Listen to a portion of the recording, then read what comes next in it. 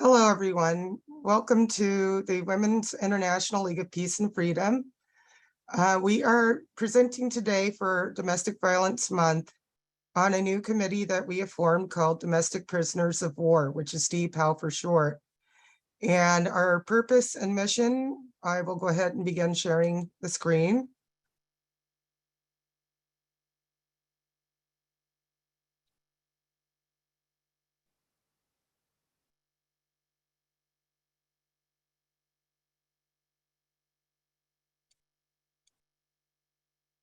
Okay, so our purpose and mission is to examine the costs of domestic violence to U.S. society. We're taking a new approach because historically a lot of the presentations surrounding domestic violence issues tend to be traumatizing in and of themselves, more about the case studies than about what it is costing people who are directly not in a situation of abuse and the reverberations and impacts. So when we come to the acronym for DPOW, what it means is domestic prisoners of war. In other words, people that experience the situation of domestic violence often have the similar experiences to a person that's being held captive in a war. The person that is supposed to love and cherish and care for them is actually hurting them. They're torturing them. Sometimes you can't escape. There's no way to reach out. Sometimes it gets to the point where they're controlling everything from what you eat to who you talk to and communicate with, to what your thoughts are and how you speak. So it's very similar to that situation, being held captive and unable to escape for the most part for a lot of people. So DPOW was actually formed from a lot of discussions that have happened over the years with different women. The more you actually open up to people, the more you find out that a lot of people have been through this in some form or another, whether it's a family member, whether it's their children, whether it's a coworker, or whether they've directly experienced it. Sadly, a lot of this is kept very hidden. It's not something people like to talk about. There's a shame and a kind of stigma to it that you have to kind of not really talk about it because it's just that painful for a lot of people to understand and approach.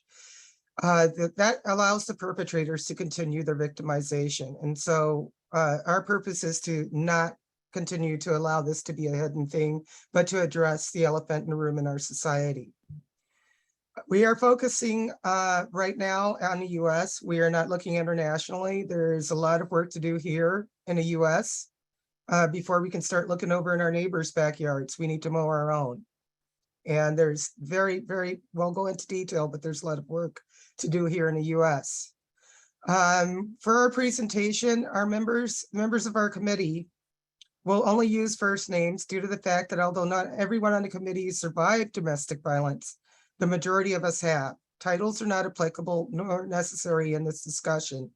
We speak for ourselves as opposed to having someone speak for us that has studied aspects of our lives.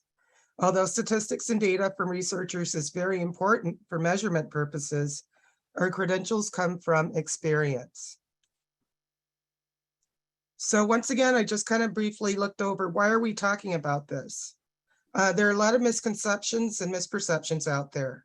For instance, it's your fault that you picked the wrong person. We know those of us that have been through situations of domestic violence understand that sometimes, a sociopathic person can be the most charming person that you've ever met. And that's what they do. They use whatever tools they have to get close to you. And, sometimes it's very gradual, and before you know it, it's too late. You're kind of in a situation where you're trapped in a cycle with this person, and sometimes it is even dangerous and threatening to our lives to try to leave them.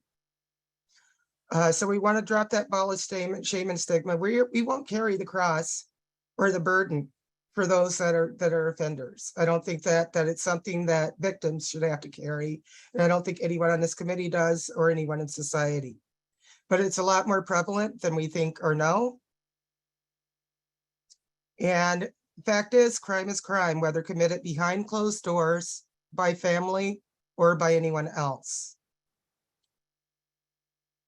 So what is domestic abuse? Domestic abuse is also called domestic violence.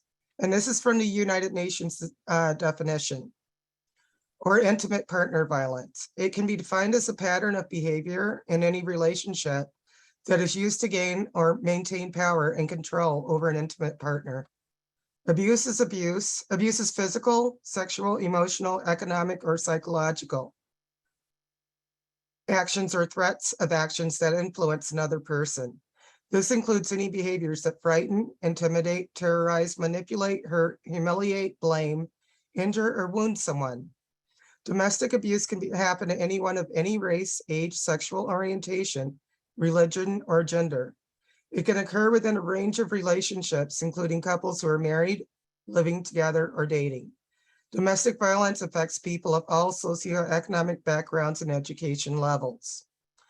So when DPAL was initially formed, our original members have decided to basically partition off in accordance with their own areas of interest, because it is so diverse and it does span so many backgrounds. And so what we have are members presenting on their research thus far. And as members continue to join, they can join whichever team already is in place that interests them, or they can come up with a whole new area to explore that will help us in this mission of exploring and examining the economic and societal impacts of domestic abuse in the US.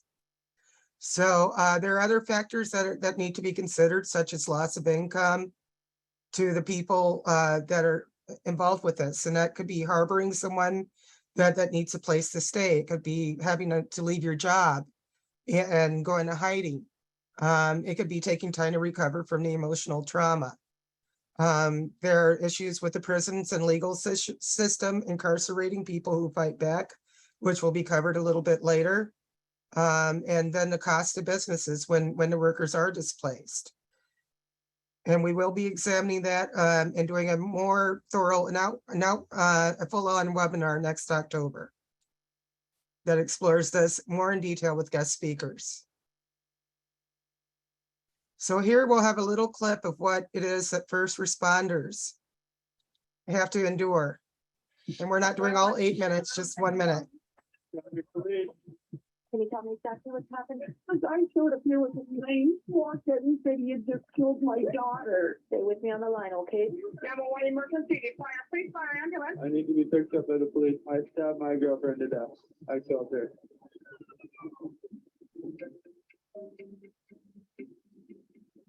Any call can affect you. It's 7 p.m. I'm heading out with Constables Stacey O'Connor and Oksana Golay. We don't always get domestics just at houses. We get domestics that come in while they're at the grocery store. The domestic at a grocery store? Oh, yeah, yeah.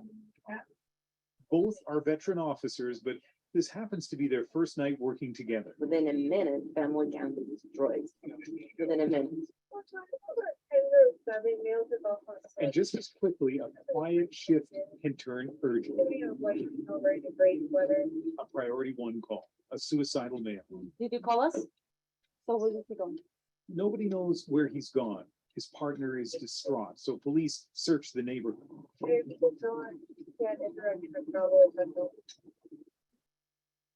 And though they don't know it yet, it is a domestic dispute. So this is out of Canada, this clip here, but it's just a feeling of what some of the first responders have to manage. They're saying that something like it's up to 50% of calls to police are domestic violence related. The statistics thus far that we found. I think over their career probably has the cases that haunt them. And for me, one of those is a domestic violence case that ended in the estranged father killing the young child and then himself. And that kind of sticks with you. It stands out. It sticks with you. There's different parts of that. So it was me who went and told the mother what had occurred. I gave her the death notification. She requested that I attend the funeral because I'd been part of the family in her words. And it's an experience and an image.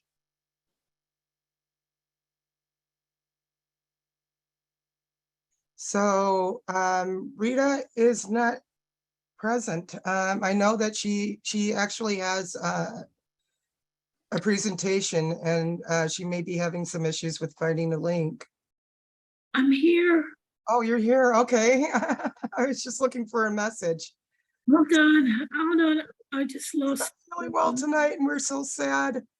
But she's going to share with us a video of her presentation. And 1 second, I'm going to stop screen sharing.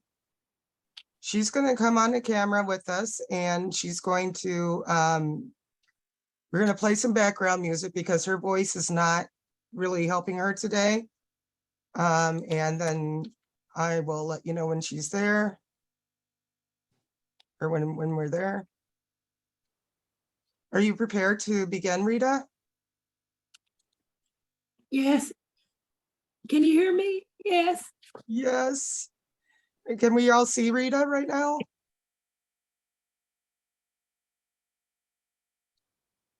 Can you read that? See Rita? Can you read it? Can you see Okay, we it? got a thumbs up. Okay, I'm gonna start your music.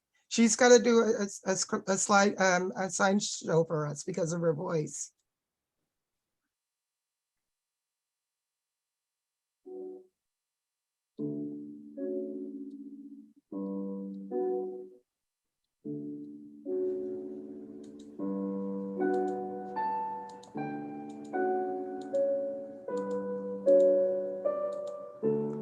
Can everyone see Rita?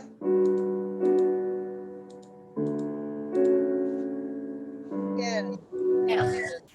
You're still in the middle. You should pin her. Go into her Enter. pin, yeah. And everybody will see her.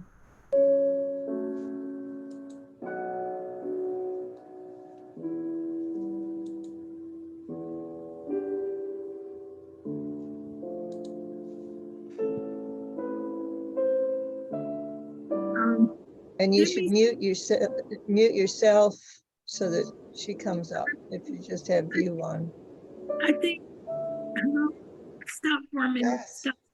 Okay, sorry. This isn't working out like I thought it was. It's okay. I'm gonna go ahead and read off my cue cards.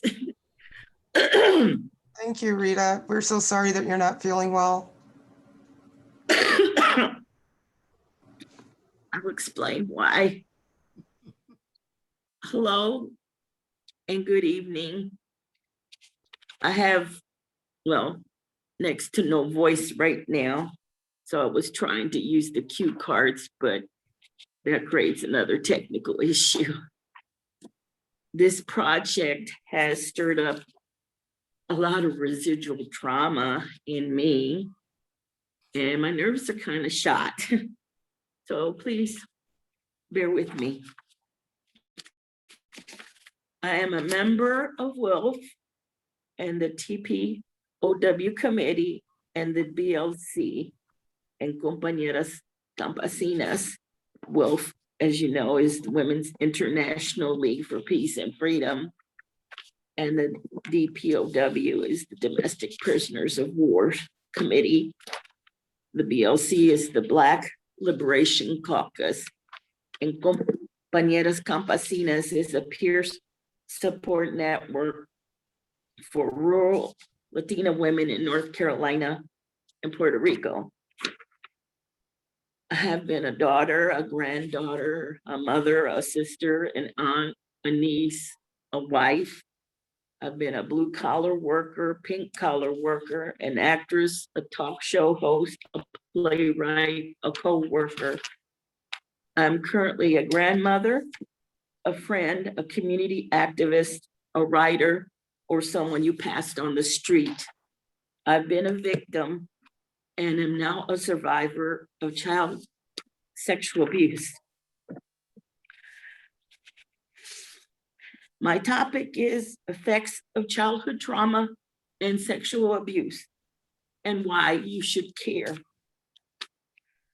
You should care because the person next to you or in the next room or on this call may be a victim or survivor of child sexual abuse. They may be your mother, your grandmother, mother, daughter, or son. They may be an aunt, a niece, a nephew, a granddaughter, a friend, co-worker, or someone you passed on the street. You should care, because 1 in 9 girls and 1 in 53 boys are assaulted.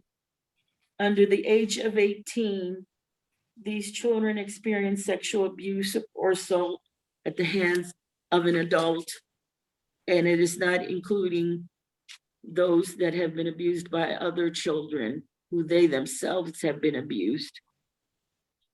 Every 9 minutes, Child Protection Services finds evidence for a claim of child sexual abuse. In 2019, 656,000 victims of child maltreatment, including sexual abuse, were reported and documented. That number alone would pack 10 modern football stadiums today. Out of every 1,000 sexual abuse assaults, 310 are reported to the police. When these statistics are gathered, they are all lacking because of the cases that aren't reported, and they have to do estimates. And in some cases, they don't even report under a certain age, like under age 12, they don't count those. I don't know why, but they don't. And it's hard to prosecute these cases because you have the backlog of rape kits that are sitting right now, gathering dust and deteriorating in these specimen rooms or evidence rooms in various police departments across the country. I think I'm going to say all the health, physical, and mental concerns that come from this. I'm just going to touch on a few other things and then get to that last. I found out that in 2015, I couldn't find any current figures. I'll need a longer hunt time for that. But the estimated cost of lost worker productivity, including healthcare costs, special education costs, child welfare expenditures is over $830,000 per victim, not across the board, per victim. Can you imagine where that money could actually be going to maybe helping find a solution to this, or to prosecute the people responsible for this? I just realized the rest of my cards are messed up. So I'm going to try to do the best that I can. There was a reference in here. Here we go. Childhood abuse is linked to many factors that increase the risk of welfare dependency for young women. 91% of the women that are on assistance were sexually abused and or were sexually active before the age of 15. And a lot of them became pregnant teenagers, which just helps to keep the cycle going and put themselves at risk and their children at risk. When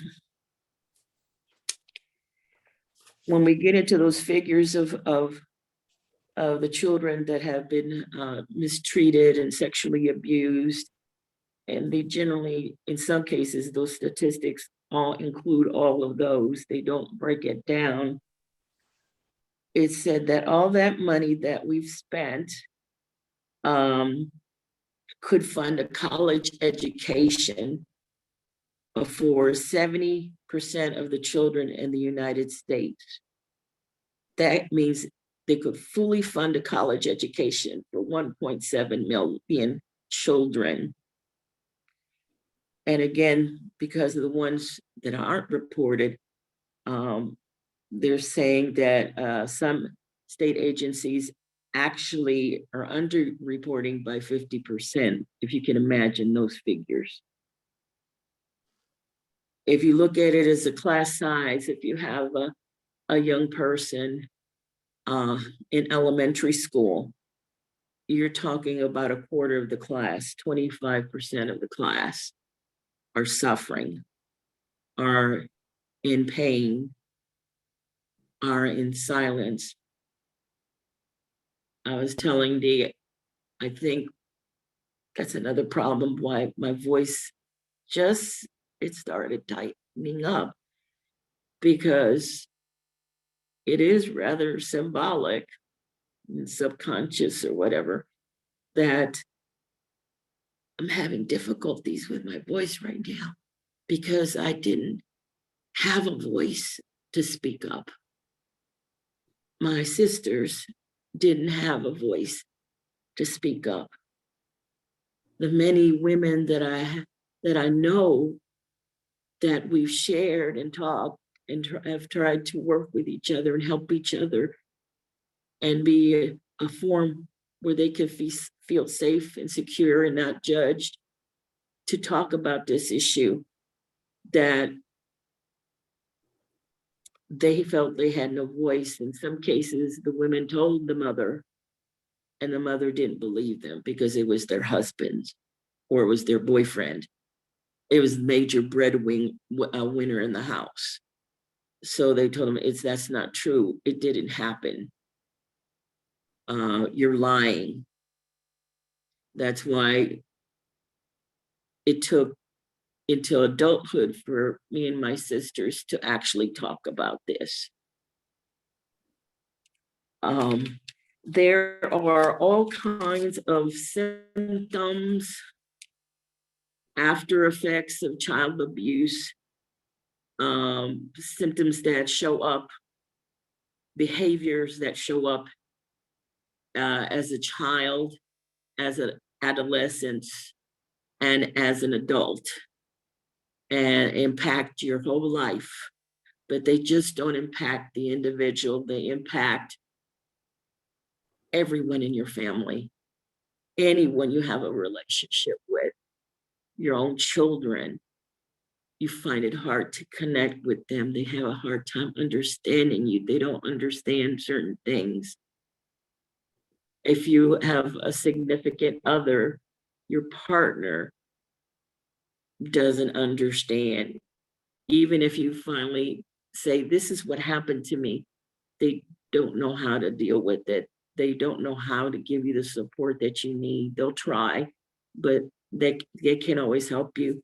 That's why therapy is very important. And it is something you have to work with daily, sometimes days in a row, and sometimes you can go for weeks and months and not think about it. But it's only because you're not really dealing with the problem. You're trying to stay busy and active so you don't have to think about those things. But then you realize you're angry for some reason, or you're depressed for some reason, and you don't know why. You wonder why you have problems getting along with other people. And these are all symptoms that come from this. Being involved in this situation puts you for risk for more intimate partner violence. So it can carry on into your marriage, to your other relationships. Alcoholism and alcohol abuse, illicit drug abuse, smoking and drinking at an early age. I know someone, not mentioned in the names, that for a period of time was an alcoholic because they could not deal with those feelings of neglect and abandonment and betrayal by someone that was supposed to be protecting them. Depression, suicide attempts. Some young ladies end up being sexually provocative, sexually promiscuous, with having multiple sexual partners, not having safe sex, having unintended pregnancies, early initiation of sexual activity, and as I said, adolescence, pregnancy, and fetal death.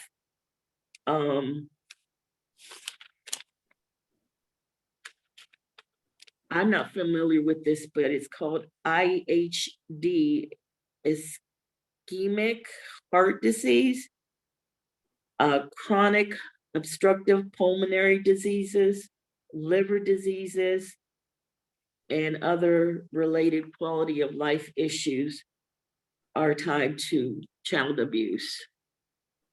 I have, how do you say it, a sporadic asthma attacks that come on more so when I was young. And then as I grew up and moved away, I had less concerns, but as of late, kind of pops up. And though I'm getting medical care, regular medical care, I do believe a lot of this still traces back to what happened to me. Asthma as a result of being smothered and suffocated by this situation. I was just talking to a young lady yesterday, and she wondered why I was looking so poorly. And I talked to her and I told her about this project. And then she shared her experience with me, a single mother, raising a child, trying to make ends meet. And she talked about her having episodes where she would suffocate. She couldn't breathe. She thought she was going to pass out. Her throat clamped up. She couldn't speak. And she related to me through her therapy sessions that she had, that it related back, but she tried to speak on it. And she told her mother, and her mother didn't believe her. She said she was lying. She made it up. And if she wasn't lying, she imagined it. It didn't happen. It didn't happen. There's a lot of reasons for that, because sometimes they've been victims themselves. Then you have the breadwinner, who's usually the man, and you're dependent on the man to provide the income, and you're wondering, what are you going to do if you're out on the street with your child? How are you going to support the two of you? So Thank you so much. Thank you so much, Rita. And I don't mean to interject. Shilpa still has to present, and she needs to go, and we have 2 more speakers before her. I'm so sorry. But I did, let her know that if we were keeping to our time limits, that she would be about 45 minutes in. So you're a powerful speaker. We love to hear you. So sorry to have to interject. It's okay. That's okay. Thank you for having me. Thank you. And so what happens? What happens when we actually try to stop this from happening to our children? What happens? What do women face that try to protect their children?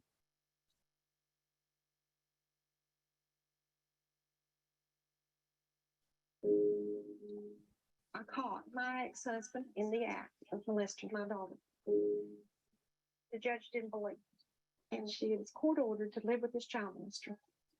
He ended up being the first pedophile on the 10 most wanted list.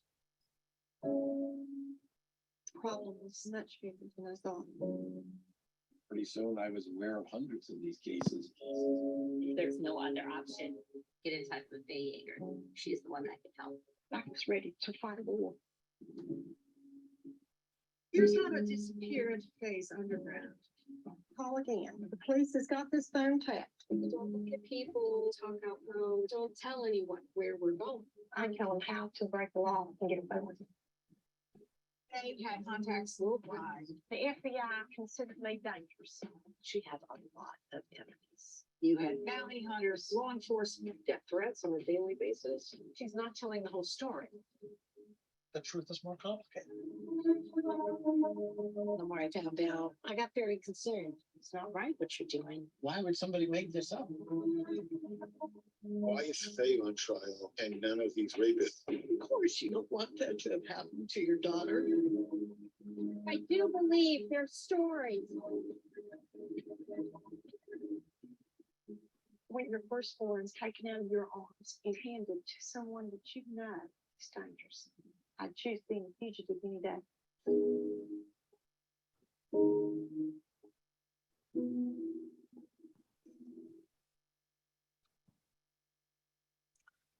So I don't know if I've introduced myself. I'm Dee Murphy. I am currently acting as chair of this committee, of the DPAL committee, and I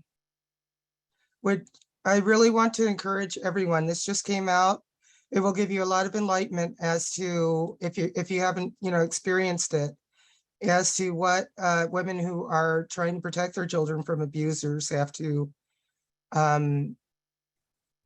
face when trying. And there's a lot more information that will be coming out over the next couple of years and months regarding this in much more detail.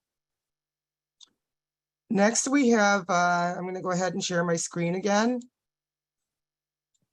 Barbara Nielsen will present to us her work in UN for Women on NACIDA and what it means and how this connects to the overall interconnectivity of women's activism and how this can possibly be explored towards our work as well.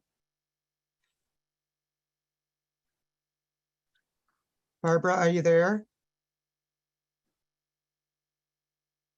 And if you are, you're on mute. So Barbara had an emergency occur right before the meeting. And so she's trying to manage that and still be here to present to us. But what we can do is while she's away. No, can- I'm not Oh, away. okay. I couldn't control my screen. You're controlling it, and I couldn't find unmute until it said you wanted to unmute me. Okay, thank you. So I am here. I have one of two plumbers here and one waiting to come back with a larger snake. But I may be able to do my 5 minutes before he comes back. And I apologize for the timing. But if it's okay with you, I'll be glad to make my presentation. Yes, please. Thank you. Thank you. And thank you very much, Rita, for the amazing information that you provided. Thank you again, and thank you for inviting me. I would like to tell you that I have been in WILPF for a long time, and I have been involved in human rights issues within WILPF, including those things that are connected with, excuse me, that have, I'm trying to hear if I hear a knock at my front door, including the connection between WILPF and the United Nations. Most of you know, I think, that the United Nations started in 1945. In 1948, WILPF was granted special consultative status to the United Nations, a status that we have held ever since. And the special part of the special consultative status is because our focus is on peace.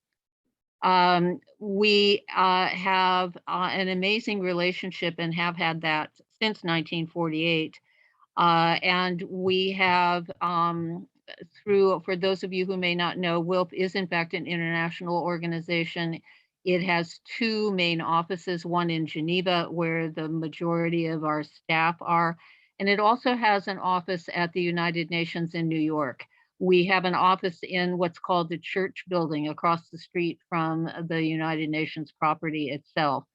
And we have two primary program focal groups at International. One is called Reaching Critical Will, which those of you who are involved in WILP and know our disarmament committee know that that's Reaching Critical Will is about disarmament and all kinds of armament issues, and was a key player in helping over the 10 years prior to the passage, to the enactment of the Treaty on the Prohibition of Nuclear Weapons, which is now has entered into effect as of January 22nd, 2021.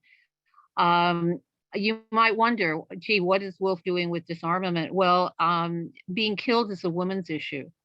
As most of us know, men tend to like to make bombs and they don't think about what's going to happen to the families that are being destroyed. And WILF looks at foreign policy through a feminist perspective, and we have since really before the term feminist came into being. There are basically 5 points of the United Nations, which is maintaining international peace and security, protecting human rights, delivering humanitarian aid, and supporting sustainable development and climate action. And you may have figured out listening to that list that protecting human rights is what I'm really talking about now. The Advancing Human Rights Issue Committee reinvented itself a couple of years ago.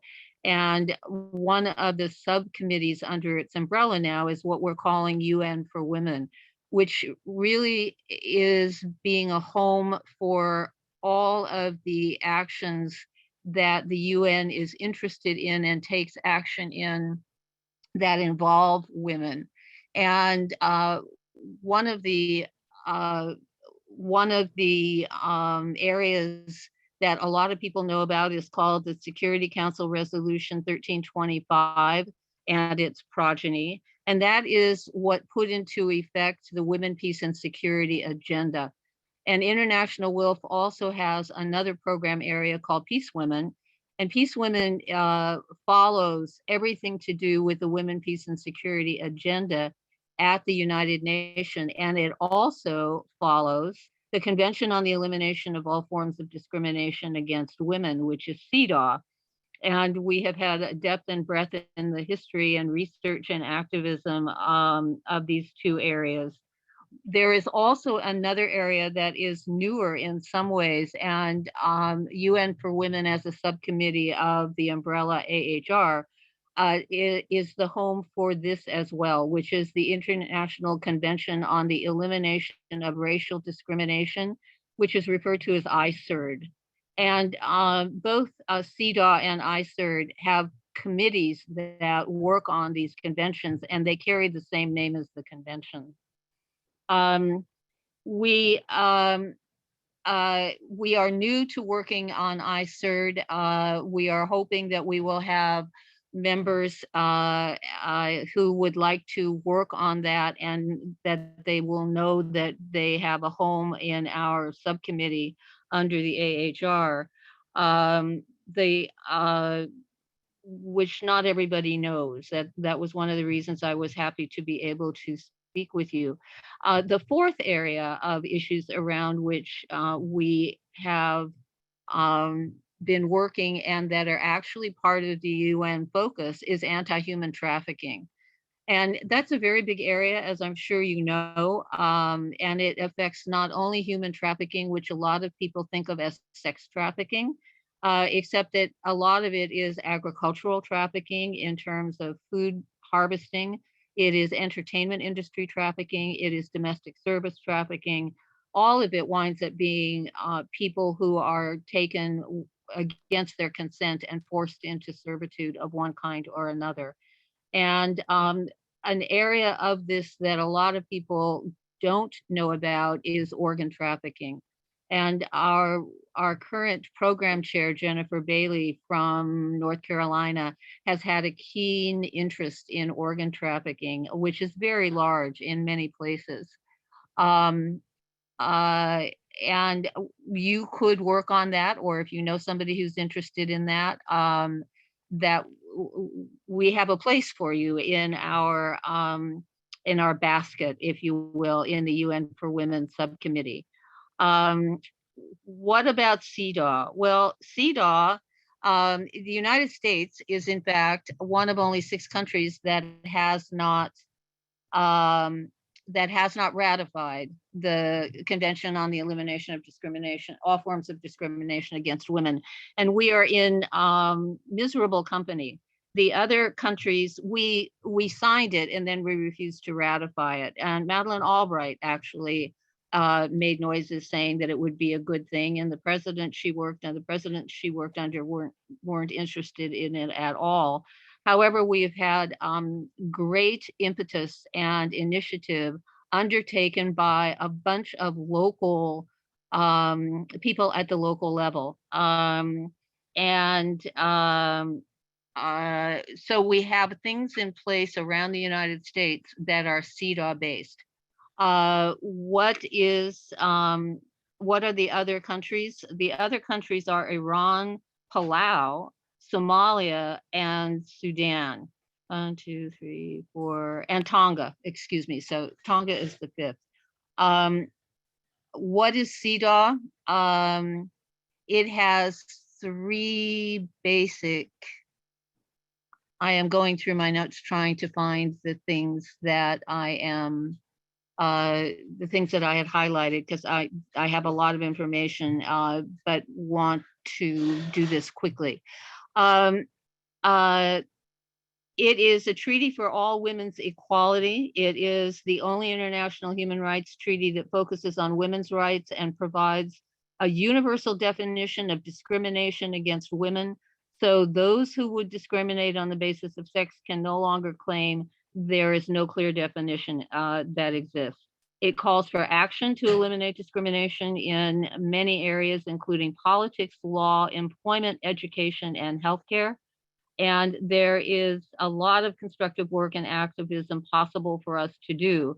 And one of the really cool things that happened a few years ago at the United Nations, there is an entity at the UN called the Commission on the Status of Women. COVID notwithstanding, it's been holding annual meetings for a number of years. The new one coming up, I believe, is 67. It meets in March in New York. I have been very fortunate to have been able to be part of the WILPF delegation to the CSW. And WILPF US has also set up a program that began in 2008 and has been going primarily for students, but there's a component that we call local to global, which is a place where regular WILPF members can participate, and you go to the CSW meetings. They meet 2 weeks in a row, but most people only go for 1 week, and interact with between 6,000 and 10,000 other people, like-minded people, learning about what's going on in the world, in particular, about how CEDAW is being implemented. So a few years ago at this meeting, some people from San Francisco, including our own Commission on the Status of Women, San Francisco was the very first city to establish such a thing. And we also have a department on the status of women, which implements what the commission does. And Los Angeles has a commission on the status of women. And now there are other cities and localities that are doing the same thing. A non-governmental organization from San Francisco called Women's Intercultural Network, and the San Francisco and Los Angeles commissions met with a bunch of other people, and they came up with an organization called Cities for CEDAW. And this allows us, and I have some information, Milwaukee has been working on it, and we have other cities as well. where members in our branches and at large can look at examples that have been set already from other municipalities and at county levels. How you could have a commission on the status of women in your own community that would basically be implementing the principles of the CEDAW, even though the United States has not undertaken to do so on its own.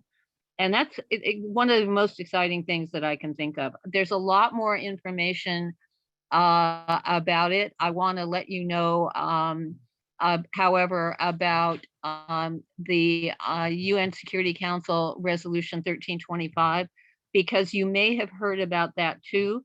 A number of years ago, I believe the last time we did it in WILPF US was in 2012. The US has. Thank you very, very much for giving us so much information, Barbara. Can I give you two more sentences? Let me just give you two more sentences. Okay, Some of you may have heard locally about your communities talking about a national action plan that the Department of State does under Security Council Resolution 1325. That is something that is also available to us in WILPF. We actually did work on those. It's a little controversial because some activists feel that the more our CSOs are involved with the State Department, the more we give them credibility, when our State Department often doesn't really want women to have very many rights. But that's available too. So I thank you so much for having me. And I hope I haven't gone way over time, and I hope I have made some sense in what I've been presenting. Thank you, Dee, very much.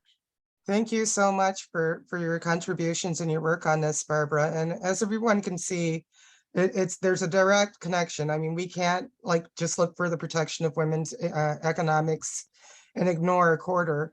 You know, I've seen statistics that say as many as 1 in 4 women have been the victims of domestic abuse, whether it be as a child or as an adult.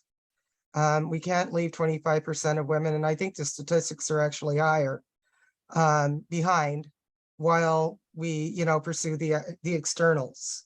We have to look at the root causes of a lot of it, this being one. So we were hoping Rosa would be here tonight. She has a situation with her mother, and we wanted her to look into the examination of the Violence Against Women Act for us, but Margot wound up doing a lot of the research, Margot Schulter, and you can see a few basic points about the Violence Against Women Act. It protects women who've been in the US for 3 years or more, even if you're not a US citizen. The abuse has to come from a US citizen. Women who are brought over and trafficked are eligible to apply for citizenship here to get out of the situation.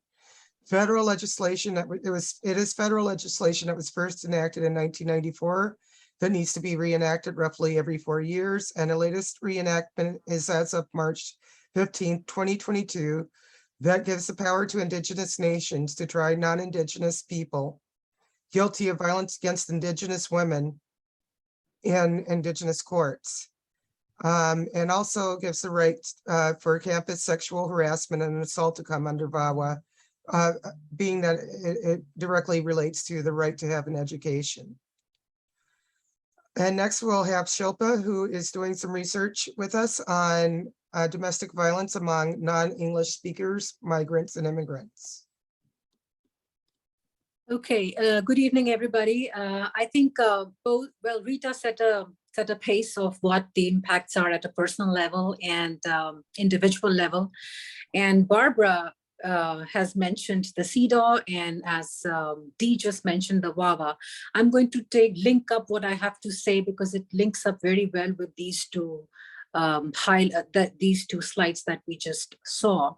And that is the prevalence of the impacts of domestic violence amongst the immigrant population.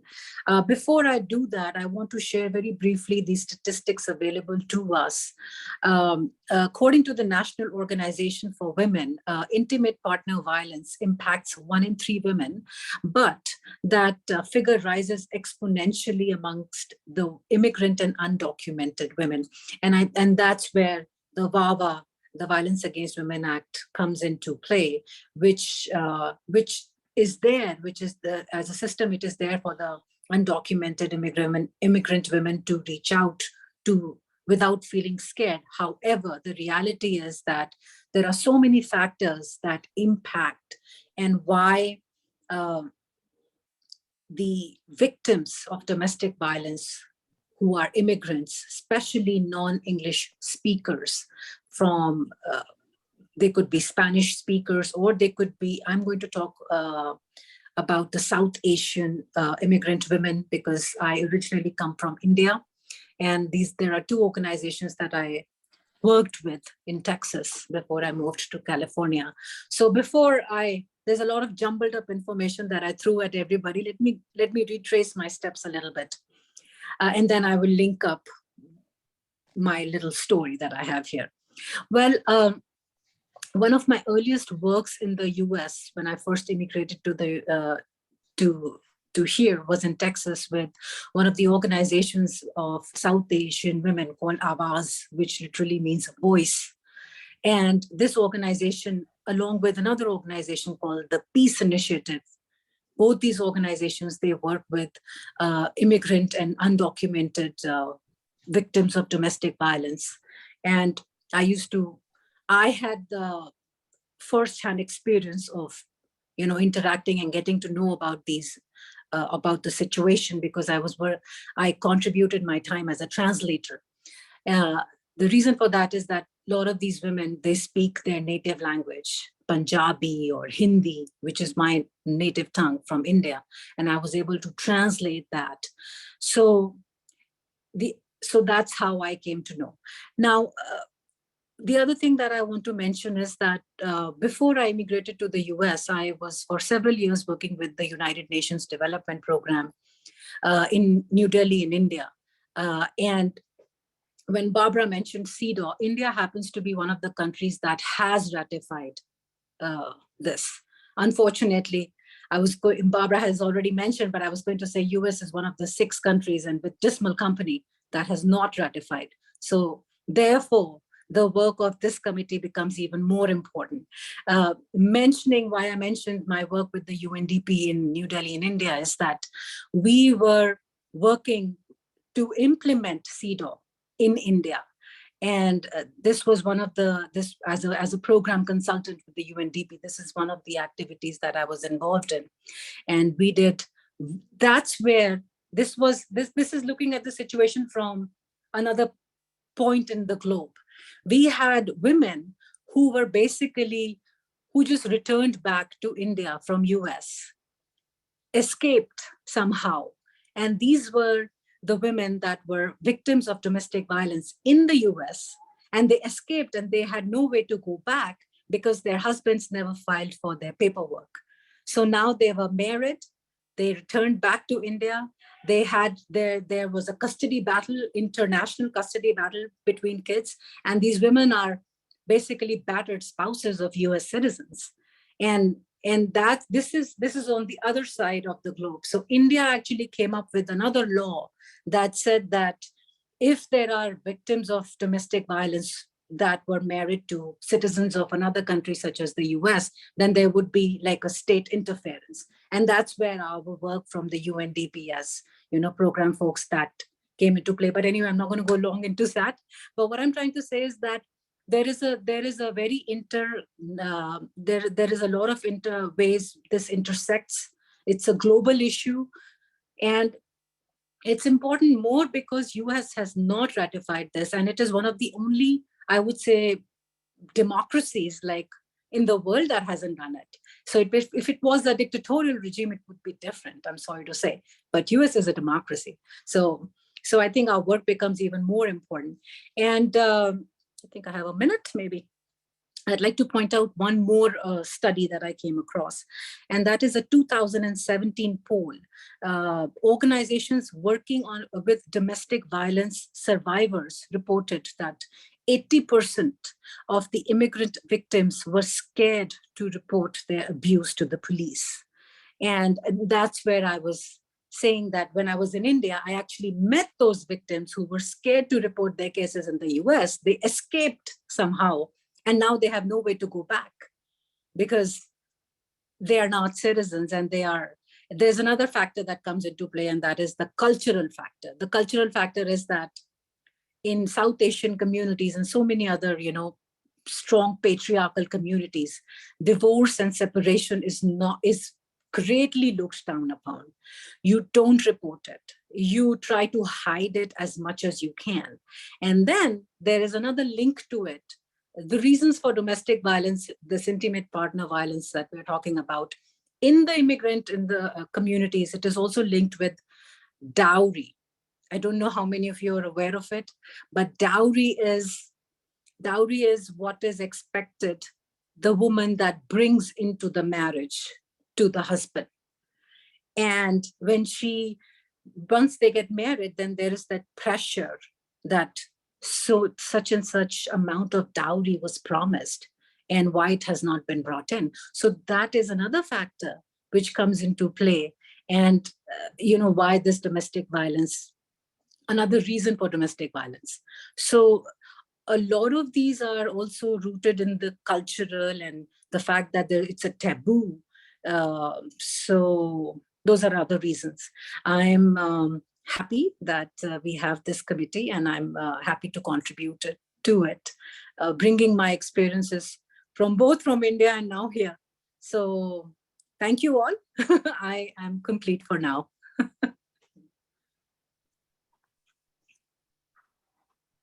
Thank you so very much, Shilpa.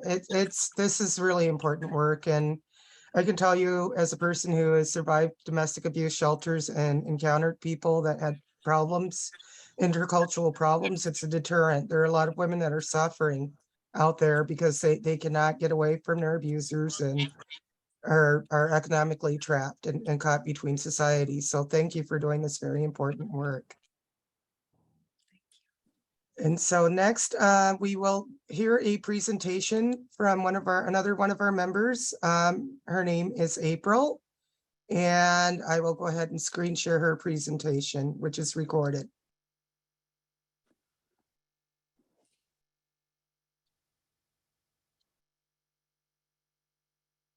Marie, and I am a member. We'll start Hi, over. my name is April Marie, and I am a member of DPOW. I'm here tonight to talk to you about mental health and wellness alongside with domestic violence. Mental health is a crisis in the United States. In fact, 1 in 5 Americans will experience mental illness in a given year. 1 in 5 children, either currently or at some point during their life, have a serious debilitating mental illness. 1 in 25 Americans live with a serious mental illness, such as schizophrenia, bipolar, or major depression, and even anxiety, according to the CDC.gov. In a National Violence Against Women survey, 20% of women are physically or sexually assaulted by a partner every year, commonly associated with the criminals that are apprehended, the offenders of domestic violence. You see an ongoing, a high amount of anxiety, depression, caused by childhood trauma, drugs and alcohol, and even now since COVID, isolation and loss of income has increased these rates. Your daughter, your mother, your sister, your partner, 1 in 4. Approximately 1 in 4 women and 1 in 7 men have experienced severe physical violence by an intimate partner within their lifetime. And it's also 1 in 10 women and 1 in 43 men have experienced stalking by an intimate partner in their lifetime. There is a few extra facts about domestic violence and different types of assault listed on my slide here, along with the link where you can find more information where I got these facts from. It is recommended that offenders go through something called CBT, which is cognitive behavioral therapy. But right now, instead, you see a lot of police cases just telling them to separate and not enough therapy services offered to help get control of the mental health so that we can see less abuse amongst domestic partnerships. You can go ahead and read this slide at your own convenience, and it tells you some more information about things that might be beneficial instead of separation or putting them in jail. This is more towards rehabilitating and prevention. According to Policing Insight, during an analysis, they analyzed almost 500,000 police reports of domestic violence, and mental health was a large issue. According to Dr. George, excuse me about not saying his last name, I've tried and I cannot say it correctly, written on February 8th, 2021. We focused on domestic violence events that mentioned a single perpetrator against a single victim.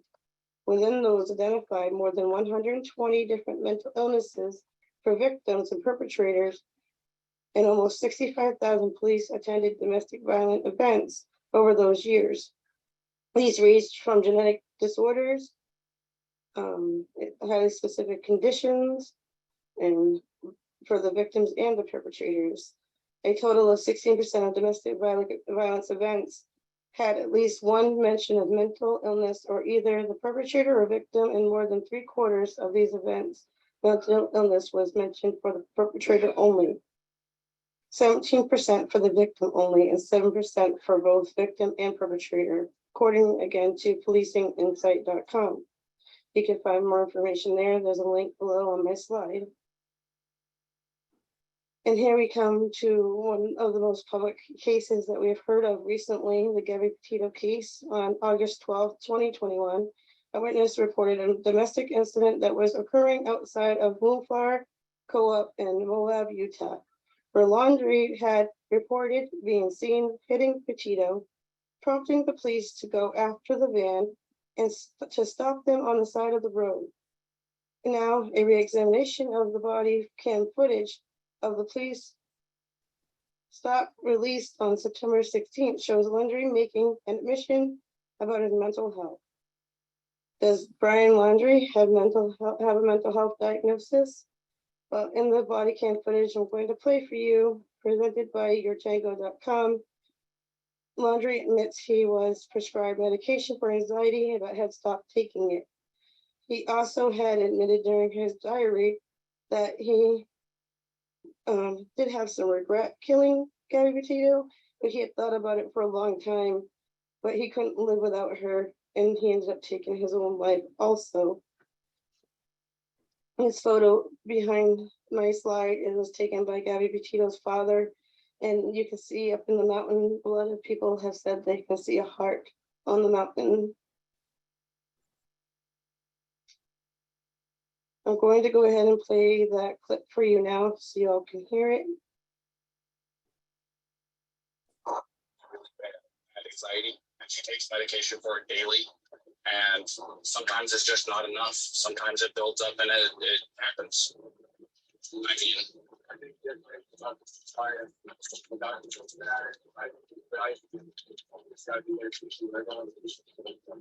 believe I took the medication, I put myself off balance, and I will say this: when my wife got put on the medication, within a week, I saw a complete turnaround in her attitude, her demeanor. I mean, she wasn't nearly as aggressive or angry or anything like that. It was a considerable difference in her day-to-day life. It made her quality. It might be hard for y'all to hear, but in that clip, Laundrie replied about his own struggles with anxiety and how he had been on prescription medication for it, but had stopped taking it. And only days later, Gabby Petito was dead. And days after that, he took his own life. Hi, my name is April Remery, and I am a member of the PAL. I'm here. Thank you very much, April, for this amazing presentation. And I'm sure there's going to be a lot of feedback and responses and discussion regarding this. So thank you. You're welcome. Thank you for allowing me to present today. So what we have next is a few case examples of recent events that have occurred. And I will bring it up on a monitor here and share.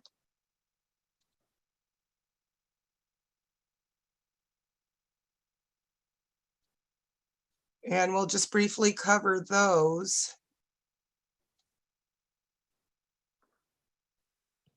So hopefully everyone can see. I don't know if it's very large. Let me do the slideshow here. So there's a recent event that just came out yesterday here in Minnesota where a man scalded and battered a 17-month-old to death. And they just set a $2 million bail for him. As we know, we hear these stories like every other day, and yet this is not for some reason being looked into as contributing to a lot of the struggles and challenges we have economically and otherwise in society. This one was really sad. I don't know if everyone saw the story of the 15-year-old girl who her father had kidnapped her and after killing her mother. And she went running to the police. They had him kind of pinned down and she went running to the police. And they killed her because they didn't know that she wasn't, you know, they didn't know who she was when she came running. So this is a little example of the story if you want to look that up. And then this is interesting too, as April just covered the Gabby Petito case. There's new surveillance that just came out. I don't know if everyone can see the screen. Can you see the new screen now? We'll stop and start the share just in case. I haven't heard anything. But there's new footage. And it's very sad.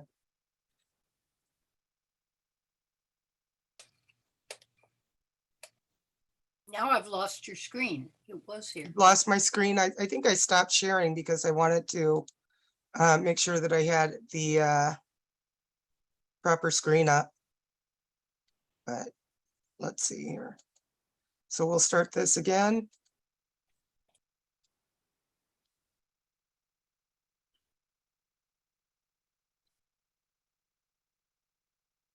And this is the case that April was just speaking about.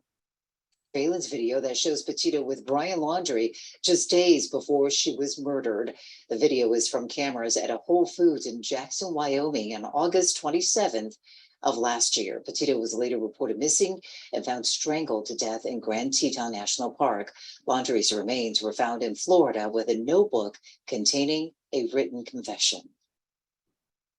Oh.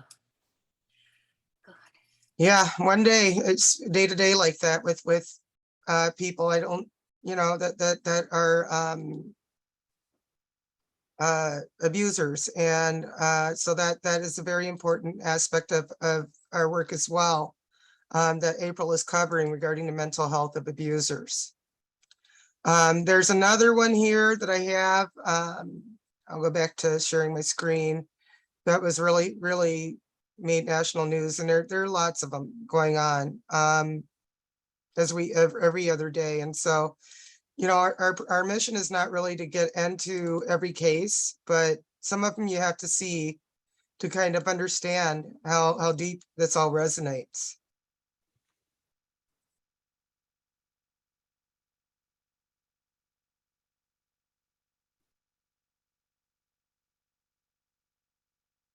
So now this one decided to use his baby as a human shield. You know, when he was being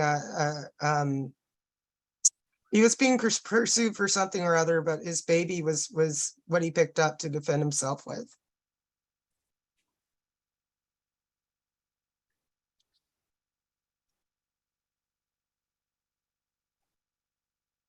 So next we have Margot Schulter, who is going to present her work on domestic violence in the Lavender community, the GLBTQ community, IA.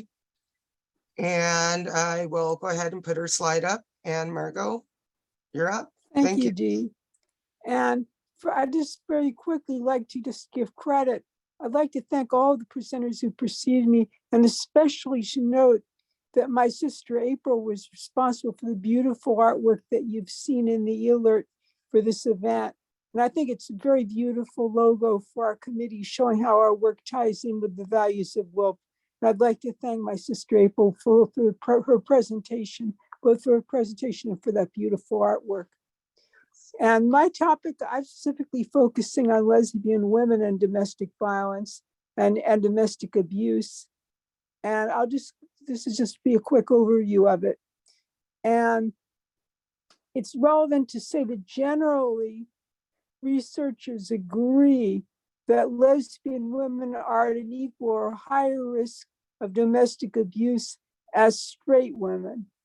And we really don't know all the explanation of that. But one survey, for example, I believe it was of women in the USA, showed that 61.1% of bisexual women, 43% of lesbian women, 43.8% of lesbian women, and 35.0% of straight women reported experiencing domestic abuse. So it's interesting, the rates are highest for bisexual women, somewhat lower for lesbian women, but again, lower for straight women. We don't know why that is.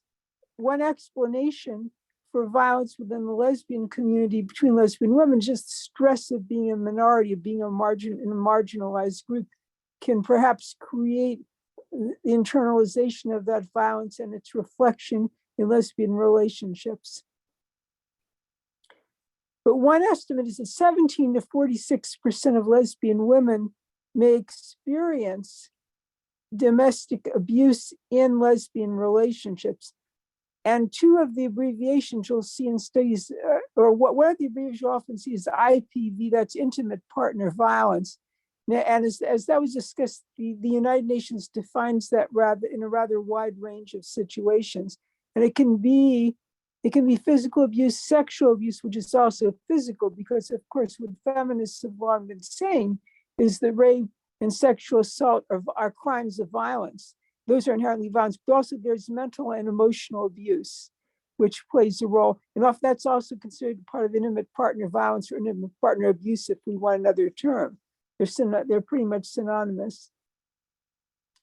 Now, one of the barriers, there are barriers to certain survivors of abuse we find especially difficult to get help. And there's a misconception, and I've got to plead guilty maybe to having some of the cultural background that could reinforce this. There's a belief that lesbian relationships are somehow peaceful and utopian, so lesbian women are incapable of abusing each other. And the truth is that women are human, and we are capable of abusing each other, and it happens in lesbian relationships, sadly. And the tragedy is, I think, an attempt to cover that up is actually hurting our sisters who have to deal with the reality. Because survivors are often disbelieved. And there's this I know back in the 1990s, I was a member of the local feminist affinity group here in Nisenan Territory in Sacramento, California.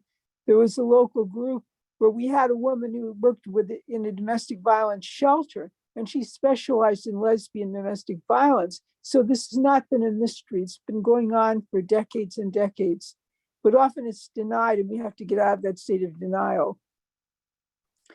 Now, some of the patterns that are different in lesbian and heterosexual relationships involving abuse are that it does appear that lesbians who would be considered butch, that is masculine presenting, or perhaps playing the main economic breadwinner role in a given lesbian household, are just as apt to become victims and survivors of violence as partners who may be viewed as less in that category. And that's in contrast to heterosexual relationships, where it does appear that most of the abusers are men and most of the abused are women, although there are exceptions to that rule, but that's sort of the prevailing patriarchal pattern. But in lesbian relationships, the partner who presents as more masculine is not necessarily more likely to be the abuser. And one of the lessons is that lesbian women who identify as butch deal with a lot of abuse from society at large. They may also deal with abuse in their intimate relationships from other women. So that's the vulnerability that I think has to be recognized. And the other thing is there are different factors trapping lesbian partners in abusive relationships than may apply to straight women. And one of the factors in the past has been the concerns about being outed, because sometimes it can be used as a threat by an abusive partner. If you report the abuse, then people will find out that you are lesbian. And the threat, of course, is that your family and friends may reject you. So you may be more isolated. Not only do you lose the relationship, but you may be isolated from people you rely upon for support. But that may be also an implicit risk of reporting abuse, even if it's not made as a threat. The open question is, has the progress that lesbian women have made and the LGBT community generally through marriage equality? Of course, there was the Obergefell decision of the US Supreme Court in 2015 that made marriage equality the law of the land. Is that going to reduce the stigmatization of lesbian women, among others, and make it easier to escape an abusive relationship, and they'll be less concerned about being outed? Or is there possibly a backlash shaping up? And I think the Dobbs decision, which overturned Roe versus Wade and overturned women's reproductive rights and justice this summer, raised that issue. Is there going to be any backtracking on marriage equality that might increase the risk both of internalized violence and a fear of outing, trapping people into relationships? And very quickly, I should mention that another factor which lesbian women face in common with other women who are abused is concern about how law enforcement will respond, whether law enforcement will understand. I think the Gabby Petito case where he brings that home. Lesbian women also face that factor. Probably being lesbian does not help get better treatment from police. And so that's a situation. I'd just like to wrap up. I'd like to express my appreciation for the national WILPF USA recognizing lesbian women and really doing its part to promote equal participation by lesbian women in WILPF. And I hope that this presentation will further that aim. Thank you very much. Thank you very much for an amazing presentation and information. This is very important information that people don't think about when we meet one another in our daily lives and you know, don't understand the struggles at the different levels and layers that people have to overcome just to say hello to you and be there. So thank you very much. So we had another member who has had a health emergency. Her name is Tumisa. She was doing research. Her topic area is on domestic violence against people who are disabled. And so she has some work that she will look at in terms of case studies of abuse of people with physical, mental health, and also elder and domestic abuse situations, which are becoming more and more discussed. She also wants to point out that anyone can become disabled at any time. You know, Margot has coined the phrase temporarily abled. And she is correct in that. She is correct in that at any time, anything can happen. So the examples that Tumisa gave were the baseball player Roy Campanella and how he got in an accident and became paralyzed, and of Christopher Reeve with his horseback accident. So any of us can be in a position where we can have a stroke, jump off a diving board wrong, etc. Another example she gives is of the long haulers from COVID that did not anticipate becoming having disabilities to manage. So then in the future, we'll be looking into what happens, you know, when people get tired of taking care of you, what protections are in place. What happens with your source of income and when it is mishandled by others who are caregivers, etc., other forms of abuse. Next, we have a presentation. Can everyone see my screen of George? Yeah, okay. So next, George has also submitted a presentation on another area of study that we could plan to continue our work in. Hello, I'm George Friday. I'm a member of the Southern Piedmont branch in North Carolina. And I'm going to talk to you a little bit about how domestic violence and intimate partner violence and community violence affects and is expressed within the African American community.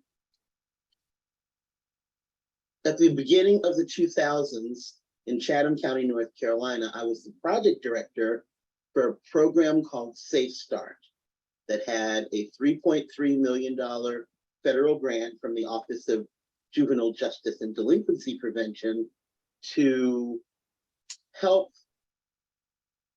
mitigate consequences of community violence on young children. And one of the priorities that I brought to that project was the importance of underscoring the effects of chronic white supremacy and racism on individuals, families, and communities of color, and to challenge the perception that within communities of color and low-income communities, there is a large amount of violence in communities and families and between individuals. I want to show you what our policymakers in this country currently are still used as a resource or a reference when it comes to violence in the African American community. This is from Office of Justice Programs. And the folks that I was funded for back then was the Office of Juvenile Justice, again, under this same banner or department heads. It was so much bureaucracy, it's crazy. But as you can see, this is from 2008. And basically, I want to call your attention to the second sentence here that says, research identifies a number of risk factors associated with intimate partner violence among African Americans. They list poverty, high rates of unemployment, alcohol abuse, use of illegal drugs, exposure to community or family violence.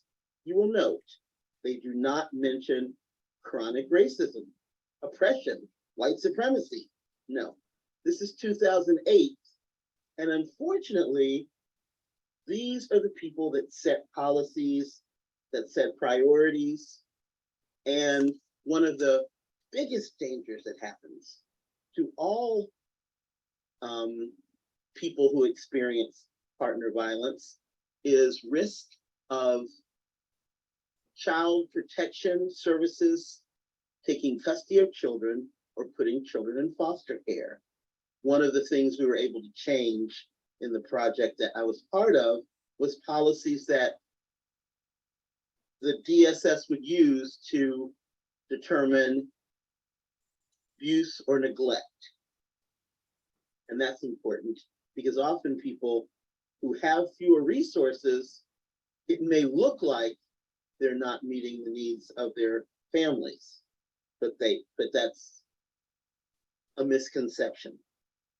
And often individuals experiencing in-home violence may not try to change their circumstances. They may not try to leave that situation until their children are under threat of violence. That's usually what makes the difference. I learned these things during my time as a project director in Chatham County. I learned a lot about what happens with violence. I also was blessed to learn about a great resource that still exists. At the time, there were programs in the state of Minnesota and particularly in the city of Minneapolis that really was doing feminist-based thinking about these issues. And we got to work with them because we were a national project. So we would meet together and have retreats. We got to discuss some of these issues. And now, if you go to the website of the National Coalition Against Domestic Violence, you will see something like this when it comes to what's going on with domestic violence and the Black community. Let's look at their context when you compare it to what the official government site talks about.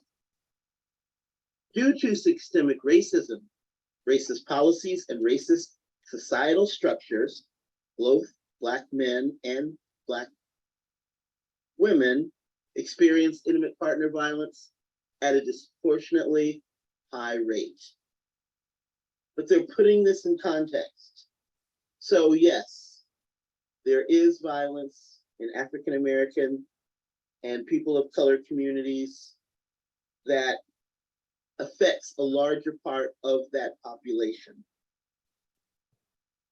And part of what we're challenged to do, or maybe challenged to do, is to think through how do we support and strengthen communities and families. One of the many things I learned in my experience is the importance of resilience.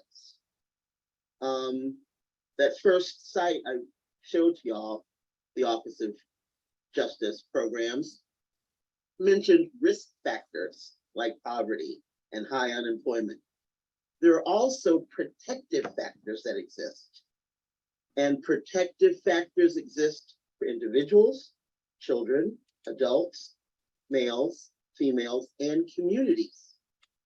So think about the protective factors that the communities you care about and you work with have already, the assets that can be built upon. Often it's relationships with trusted adults that exist in almost any community that everyone looks up to, that everyone goes to for advice and support.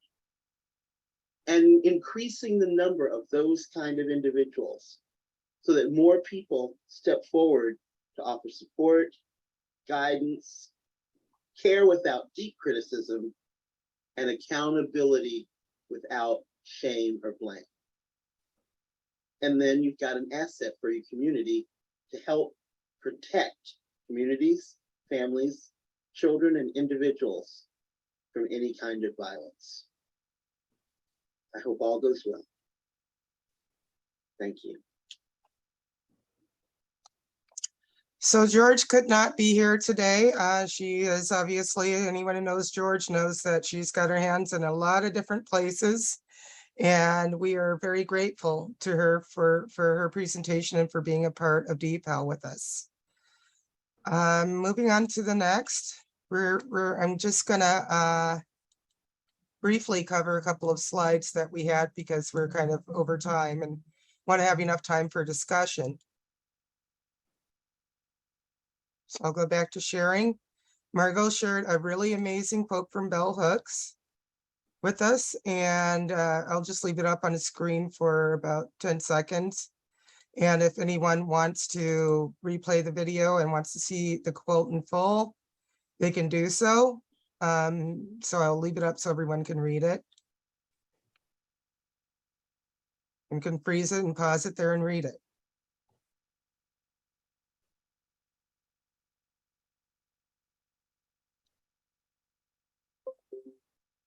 So one of the final slides that we have, the final slide is a question of what happens when we fight back. So I will allow Marissa Alexander to speak for herself. During my research, I should note that there are high numbers, and I think we all know this, of women, this is very well documented, that how many women in prison right now have been victims of abuse and how this has impacted their lives. And some of them are incarcerated simply for fighting back. And this would be my area of experience as well, where I lost over 16 years of freedom for fighting back against my abuser, and have been systematically discriminated against when it comes to opportunities for employment. We did an estimated earnings income calculator at the time that this occurred 16 years ago. I was making $15 an hour, which all got taken away. With the estimated earnings income calculator, that equates to about $599,000. If I stayed at the same thing with no raises and, the same position or the same amount of income. Right now, I don't have a house. I probably do not expect to see one anytime soon. Things may change, but that loss of income is substantial. The facts and the figures that Rita mentioned earlier about how it's 800 something thousand per person, and how people are relegated to situations of having to depend on public resources. So this is a societal problem. It is costing us all. And it is not just a situation of you picked the wrong partner. This is Marissa Alexander. Population in prison by 700% increase since 1980. Many women report some form of abuse, sexual or violent abuse prior to incarceration. If the violence is unabated, we risk losing our lives. If we defend ourselves, we risk losing our freedom. I'm a mother of 3. I was a successful businesswoman, like many of you in this room, or somebody you may know who's a professional, an educator, a doctor, a lawyer, a student, and yes, even first ladies of churches who suffer in silence like I did. Ironically enough, while I was awaiting pretrial in 2011 in jail, the CEO of the very company that I worked for 10 years, a decade, ended up having to resign because he had a domestic violence charge against his wife. This is the debilitating reality for so many women and men. But with knowledge, we can regain our power. And that's exactly what I set out to do when I fired that single warning shot. So she was incarcerated for 3 years. They threatened her with 60 years in prison for shooting off into the air. She didn't shoot the guy, she didn't harm him, but they threatened her with that. And the clip actually stopped a little shorter than I wanted. Population in prison. But if you look into survivedandpunished.org, they actually advocate for women that defend themselves against abusers. And they do a masterful job. They started the Free Marissa Project, which I believe got her freed. She had 3 years, I believe that she did, and a couple of years of home monitoring. But they're an amazing activist organization. And at some point, I hope that DPAL can reach out and, form a collaboration and see if they would be willing to work with WILPF in terms of educating the public together in our various audiences as to the impacts that these things have on our lives. Population in prison. Apologies, I'm trying to fast forward to the next one. So in summary, there's a lot of work for us to do. I'll go back to sharing my screen on that. There's a lot of work for us to do in DPAL. We've only been in formation officially for 4 months now. And you can see, as you can see, our members are very active and very busy exploring the different areas and how this impacts all of us. It's not just an issue of shame and carrying secrets and it, it doesn't affect me if it's not me. It does. You got to pay for it too. We all do. So our work also, it will be geared towards protecting members of this community that are expected to compete with additional impediments in society. And so we'll begin looking at legislation also next year, state by state, to see where they can be improved and make recommendations to WILPF as to, what we see that can be recommended to legislators regarding situations that can help with mitigate and eliminate and eradicate the situation. We wanted to give a nod to our sisters in Iran who are now fighting for their revolution. And we want to let everyone know that we're in solidarity with them towards peace and freedom, and that peace begins at home. Thank you, Margot, for coining that phrase, our slogan. If you'd like more information or to possibly work with us, or if you have suggestions, ideas, assistance, you can email us at nomoredepals. Actually, it's at WILPFUS.org now. But we also still have the nomoredepals@gmail.com if it's not caught. Please remember that most of the committee are survivors, but we are not a domestic abuse crisis line. We cannot assist with current domestic emergencies in any way, even with advice. However, if you have experience with this issue and would like to join our collaborative team environment, we welcome your experiences and are happy to work together. And with that, I will close my mouth and allow the time for questions for the presenters and discussion. And we have about 20 minutes left, so if we can keep it to 1 to 2 minutes, it would be wonderful for questions or comments. Thank you. And if you'd like to speak, please raise your hand or you can come off of mute.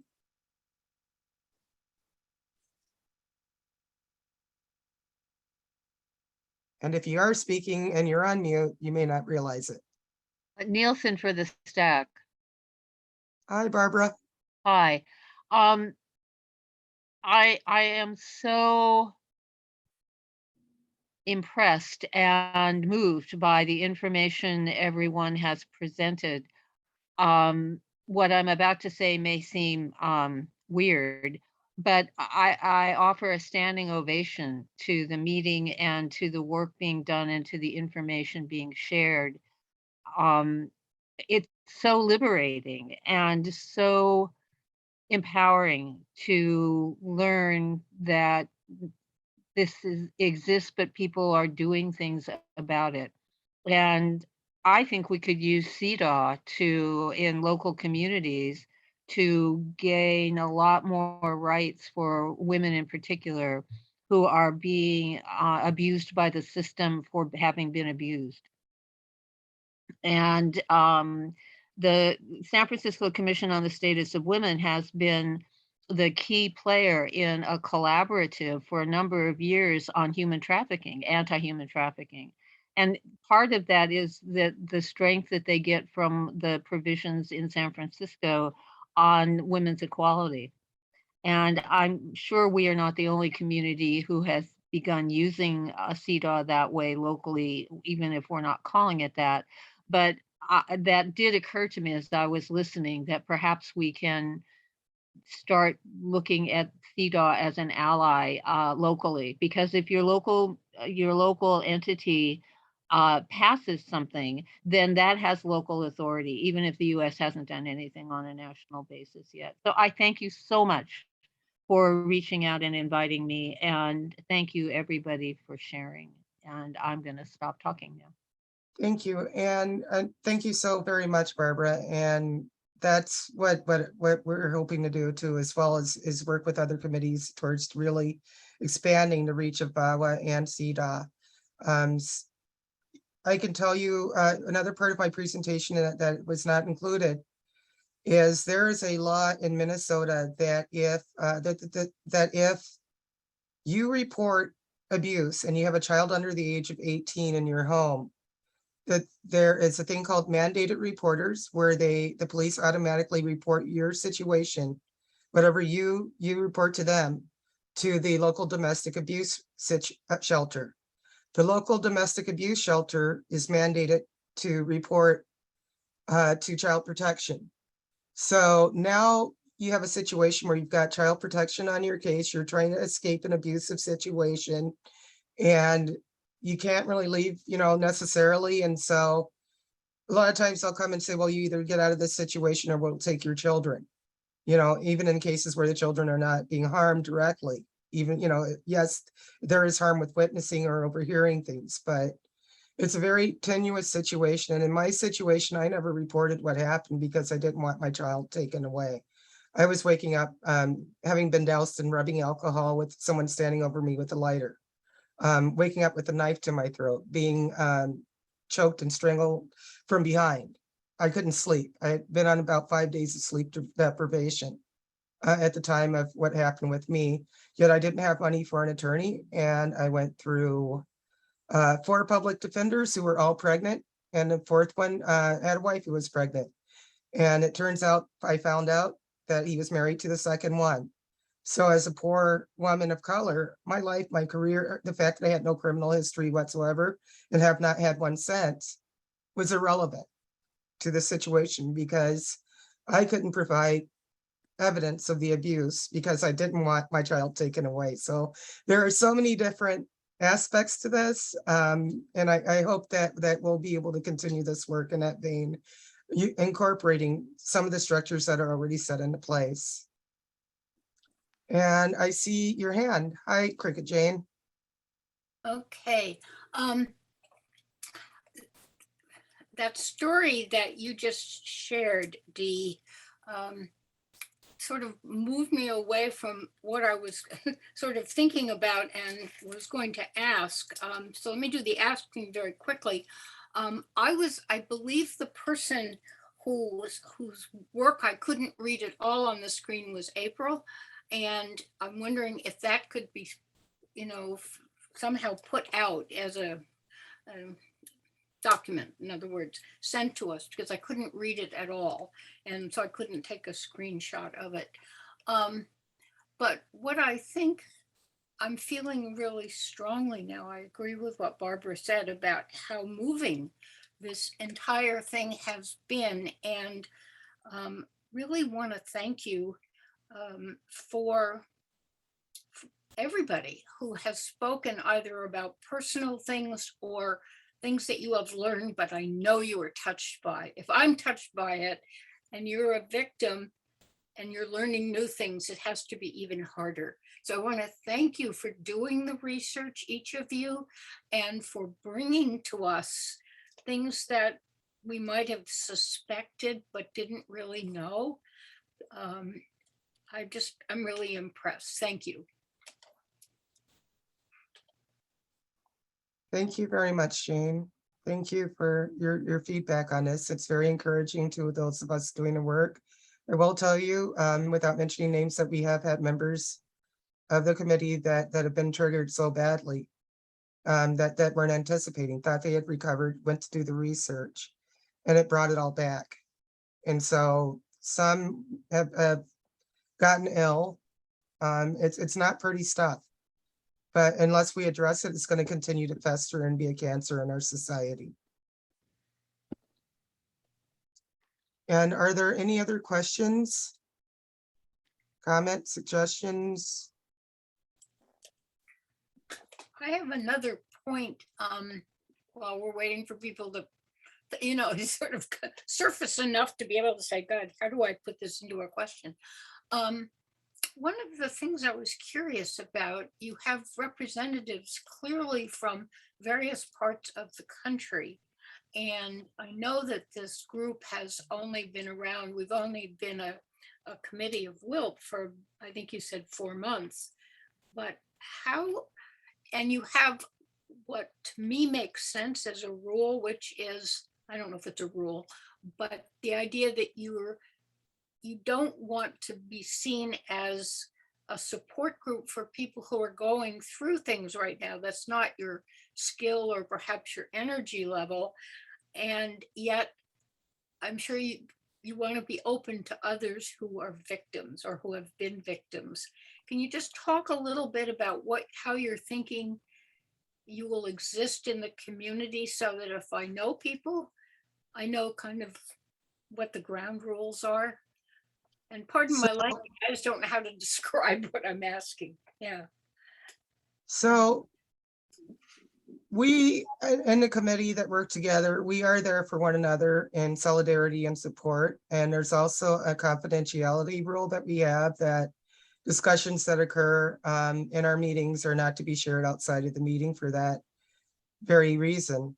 for purposes for our members to feel safe to speak without necessarily being afraid that their information will somehow travel around. We cannot be a support network. We're not WILPF's International Domestic Abuse Support Network. We can't take that on while doing the mission of the committee, which is to bring it home to people that otherwise would dismiss this as something that is happening to someone else. It's happening to all of us. It's impacting our society. It's costing us resources.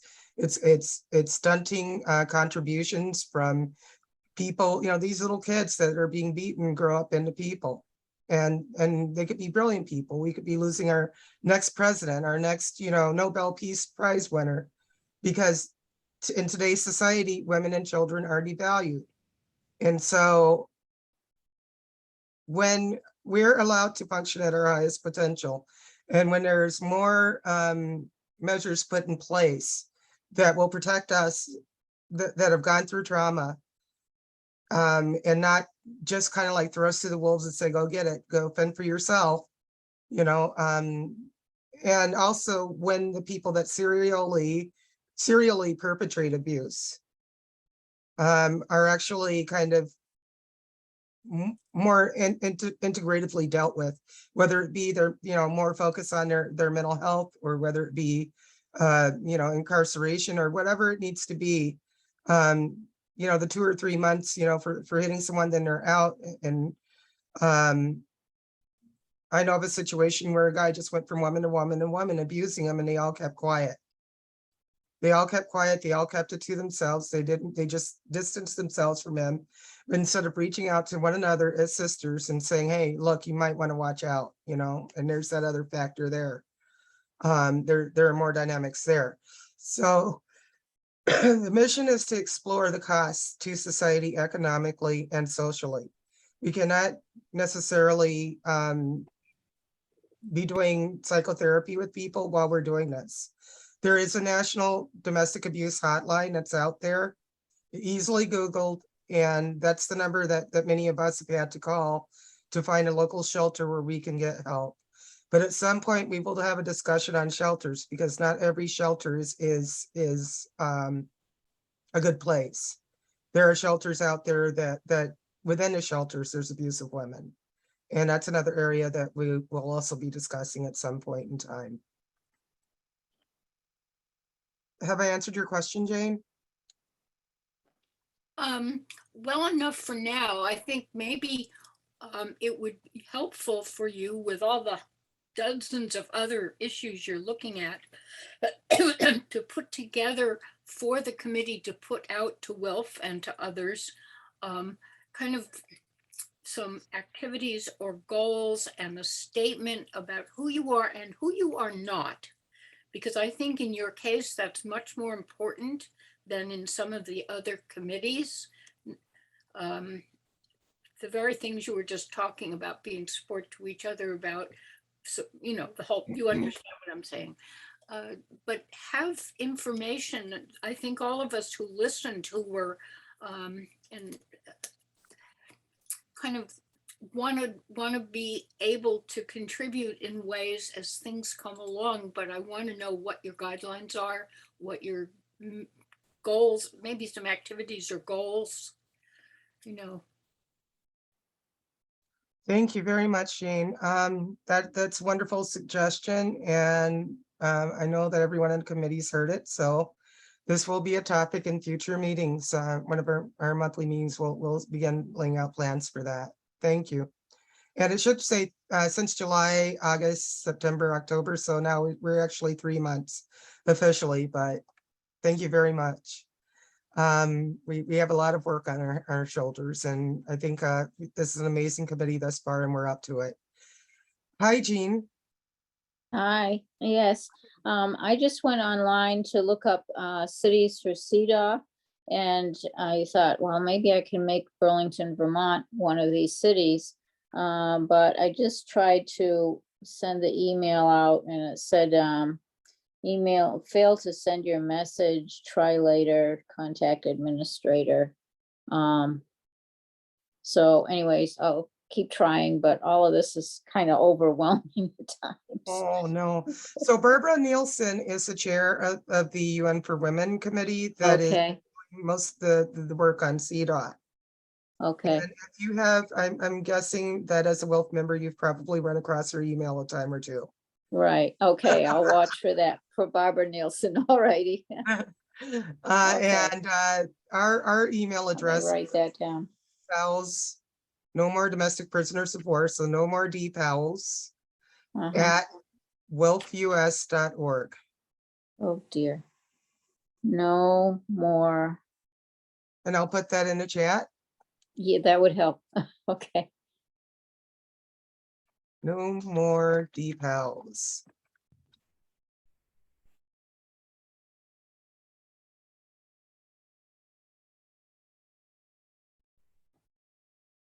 And were there any other questions, comments, suggestions? Thank you very much for your suggestion, Barbara, and your interest, Jean. And I see Donna's hand raised. Hi. Hi, I just wanted to say it was a wonderful program. This is such a needed issue, and I just thank you so much.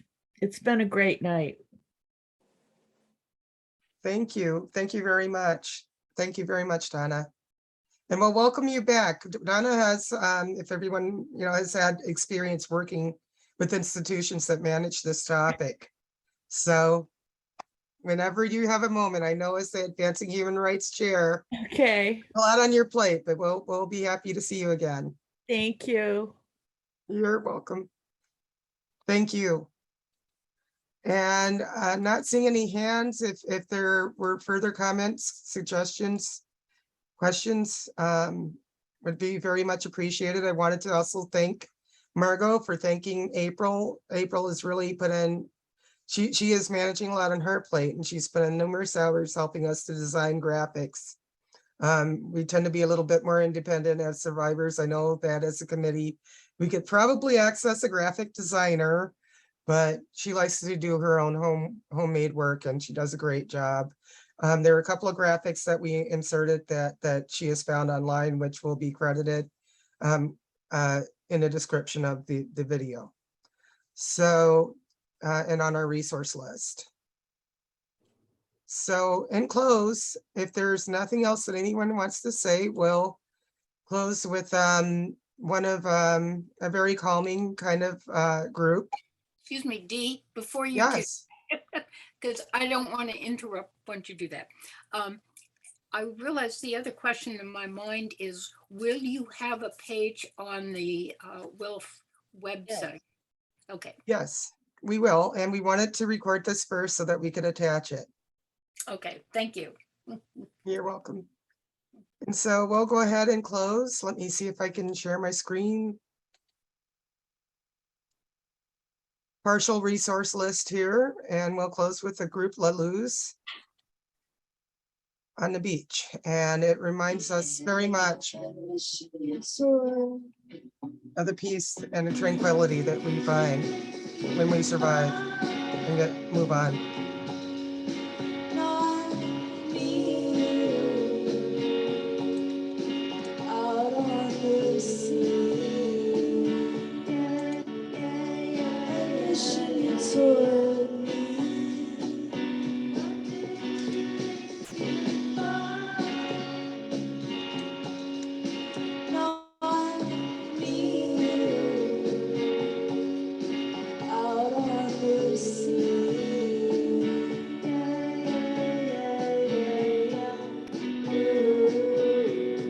Thank you, everyone, for coming. Thank you, Dee. Thank you. Thank you.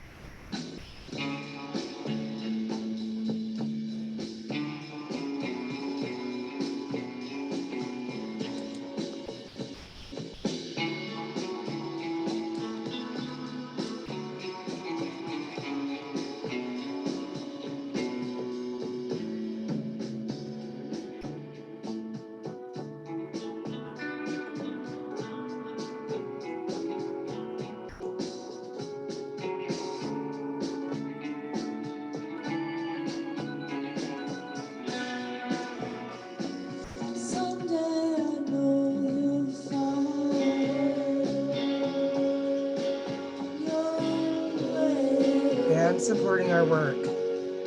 Thank you for coming and supporting our work.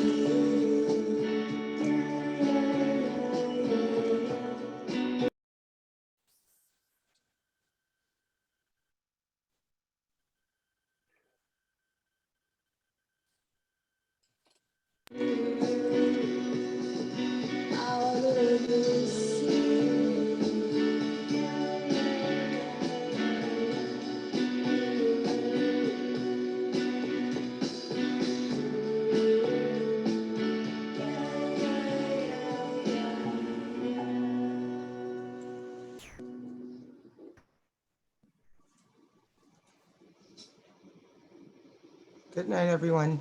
Good night, everyone. Thank you again. Good night, everyone. Good night. Thank you. And to Dee especially. Thank you to everyone for your support. Thank you all, and thank you, Dee. We appreciate your time and everything that you've done for us also, Dee, and all your time and energy you put into everything. You've really worked hard. You as well. Thank you, April. Couldn't do it without sisters like you. Thank you, April, for your You're beautiful welcome. work. You all did really great. Thank you. And Margot, I loved your presentation also. I appreciate the kind words you said about me. Aw.